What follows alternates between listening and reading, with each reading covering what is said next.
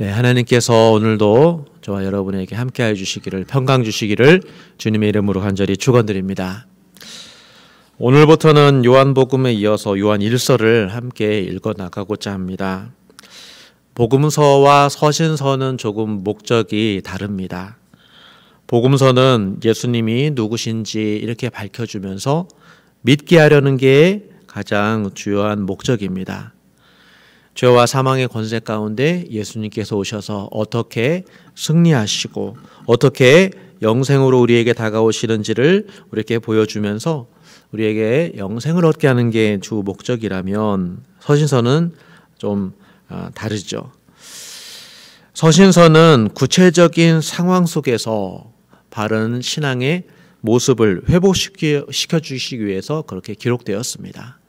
그래서 이 서신서는 구체적인 교회의 상황이 배경이 되어 있습니다.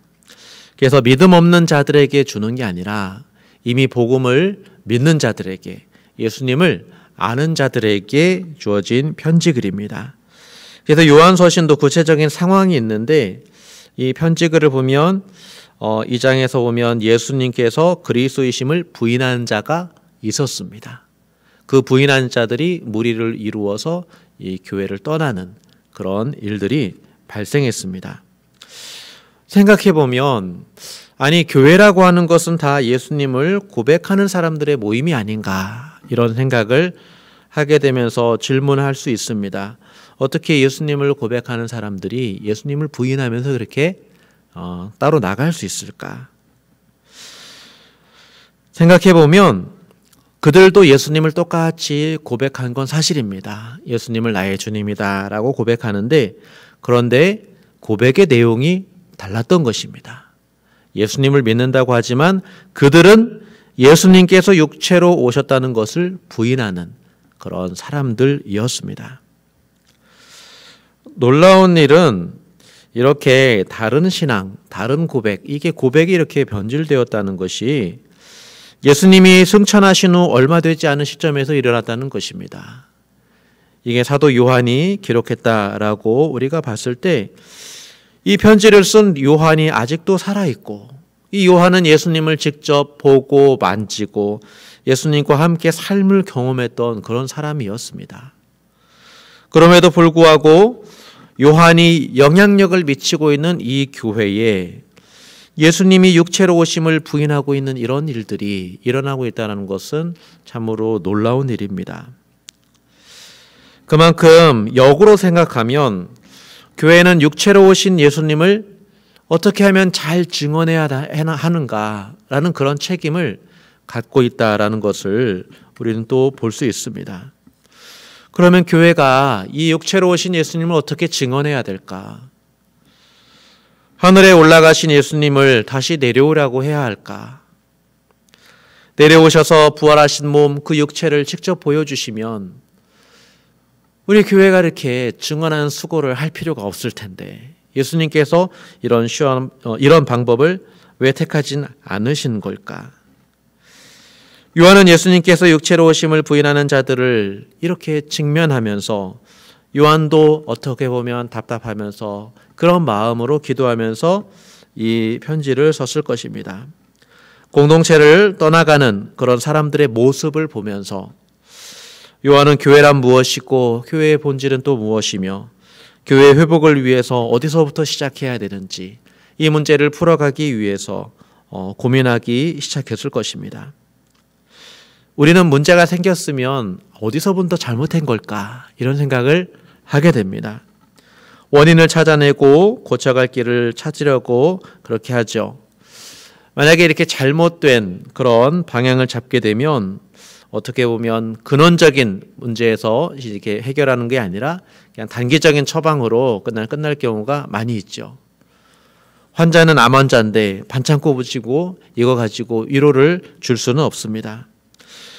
요한은 교회의 근본부터 다시 시작해서 무엇이 바른 것인지 어떻게 하면 이 교회가 온전히 설 수 있는지 이렇게 고민하면서 예수님이 육체로 오셨음을 부인하는 사람들 앞에 이런 현실 앞에 교회는 어떻게 이 문제를 대답해야 할 것인가 이런 문제도 함께 찾으려고 이 편지를 쓰게 된 것입니다. 그래서 요한의 대답은 처음에 태초부터 있는 생명으로부터 시작합니다. 교회란 무엇인가? 라는 이 대답을 태초부터 있는 생명이신 예수 그리스도로부터 시작합니다. 이 땅의 교회에는 다 시작이 있습니다. 뉴라이프 교회도 언제 시작했냐라고 했을 때 시작한 날짜가 찾으면 있죠. 어떤 뜻을 가지고 시작했습니다. 교회마다 역사가 있습니다. 그렇다면 그 교회가 만약에 잘못되거나 어려워졌을 때 그 교회됨을 회복하려면 그 초창기 정신으로 돌아가야 할까? 그럴 수도 있지만 교회는 태초부터 있는 생명 예수 그리스도로부터 그 관계로부터 시작하는 게 옳습니다. 요한은 아직도 예수님이 너무나 구체적으로 살아계십니다. 눈으로 직접 보았습니다. 자세히 보기도 하고 만져보기도 하고 예수님께로부터 받은 사랑도 너무도 구체적으로 받았기에 자신의 육체 가운데에 그렇게 기억이 있습니다. 주님께서 자신의 발을 씻겨주신 그런 기억도 있고 음식을 함께 나누었고 또 이 세상을 위해서 피 흘려 죽으신 그 모습을 멀리서라도 바라봤습니다. 그리고 부활하신 후에도 친히 찾아와 주시고 음식을 나누시고 끝까지 사랑해 주시면서 이렇게 제자 삼아 주신 것이죠. 태초부터 그 영원에 근거한 그 생명으로부터 받은 구체적인 사랑과 섬김이 요한에게는 그 기억 가운데 너무도 있었기 때문에 이 요한은 이 교회가 바로 이 구체적인 은혜와 사랑 가운데 태어났다라는 것을 보게끔 말씀하고 있습니다. 생명의 말씀이신 예수님이 육신이 되셨기 때문에 제자들은 그분을 보고 증언하고 그분을 전하는 것이죠. 제자들이 하는 일을 복음 전파라고 할 수 있습니다. 복음 전파. 오늘날 복음을 전하고 예수님을 전하고 그래서 그 예수님을 나의 구주로 영접하면 그러면 구원을 받으리라 라는 이런 말씀이 있죠. 로마서의 말씀에 그리스도의 말씀을 마음으로 믿어 입으로 시인하면 주라 시인하면 구원을 얻으리라 이런 말씀이 있습니다. 그런데 요한도 이것을 다른 식으로 표현하는데 이렇게 표현합니다. 우리가 보고 들은 바를 너희에게도 전함은 너희로 우리와 사귐이 있게 하려 함이니. 요한은 예수님을 전파하고 예수님을 믿은 결과가 입술의 고백만이 아닌 우리와의 사귐이다. 이 사귐이 있다라고 말씀하고 있습니다. 이것은 교회에 정말 큰 의미를 주고 있습니다. 우리와의 사귐, 이것이 교회라는 것입니다. 그리고 이 우리와의 사귐으로 들어오기 위해서는 그 어떤 이전과의 다른 무엇과의 사귐에서 벗어나서 우리 안으로 들어와야 한다는 것입니다. 초대교회에서 신앙인의 회심을 증거하기 위한 것 중에 하나가 소속의 변화였습니다. 그냥 단지 예수님을 믿는다라는 그 고백, 그것이 아니라 나는 이제 다른 것에 속하지 않았고 이제 주님을 믿는 그 사람들 가운데 난 속해 있다라는 그런 의미에서 교회의 그런 교제와 사귐, 그것을 통해서 나는 신자다라는 것을 증명했습니다. 나는 변화받은 사람이다라는 것을 이 교회의 사귐 가운데 들어감으로 증명한 것이죠. 말로만이 아니라 실제로 구체적으로 서로 사랑하는 그런 사귐 가운데 들어가는 게 바로 이 회심을 증거하는 것입니다. 그래서 요한은 교회가 무엇이냐라고 했을 때 여러 가지 정의가 있지만 하나님과의 사귐이다. 이렇게 정의하고 있습니다. 3절 말씀에 우리의 사귐은 아버지와 그의 아들 예수 그리스도와 더불어 누림이라. 이렇게 말씀하고 있습니다. 성임이라는 단어는 헬라어로 코이노니아. 여러분 코이노니아 이런 단어를 꼭 기억해 주시면 좋겠습니다. 이 코이노니아란 뜻이 함께 한다는 것인데 그 함께하는 것이 모든 것을 같이 공유하는 것입니다. 영적인 것도 공유하고 육적인 것도 공유하고 가진 것을 서로 필요에 따라서 나누고 그것을 공유하는 것, 그것이 코이노니아인데 요한에게 있어서 하나님과의 교제 안에서 서로가 서로 교제하는 것, 이런 사귐이 교회의 진정한 핵심으로 지금 말하고 있습니다. 사실은 사귐을 통해서 우리는 예수님의 사랑을 구체적으로 경험할 수 있습니다. 말로만 사랑하는 게 아니라 행함과 진실함으로 서로 행하는 그런 사랑의 사귐, 이제 요한이 이것을 강조할 텐데, 이런 사랑의 사귐 가운데에 예수님이 육체로 오셨음을 증언하게 되는 것입니다. 예수님께서 과연 육체로 오셨느냐? 이 질문은 오늘 우리 교회도 동일하게 이 세상에 대답할 수 있어야 하는 것입니다. 주님이 살과 피로 오셨고, 그리고 모든 것을 우리와 함께 해 주셨습니다. 주님께서 자신이 사랑하는 것처럼 너희도 서로 사랑하라 라고 했을 때, 그 사랑 실천을 통해서 세상은 우리가 믿는 예수님이 육체로 오셨음을 알게 해 줄 것입니다. 단지 교회의 사귐은 형제 자매와의 사귐만이 아닙니다. 여기서 아버지와 그 아들 예수 그리스도와 더불어 누림이다 라고 말씀하고 있습니다. 이것이 중요합니다. 성도의 교제 없이는 하나님의 사귐도 의미가 없고, 또 하나님과의 그 사귐이 없는 성도의 교제는 인간적인 세상 모임에 불과할 뿐입니다. 우리의 사귐, 교제는 언제나 삼위일체 하나님과 함께하는 것인데, 주님께서는 이런 말씀을 하셨습니다.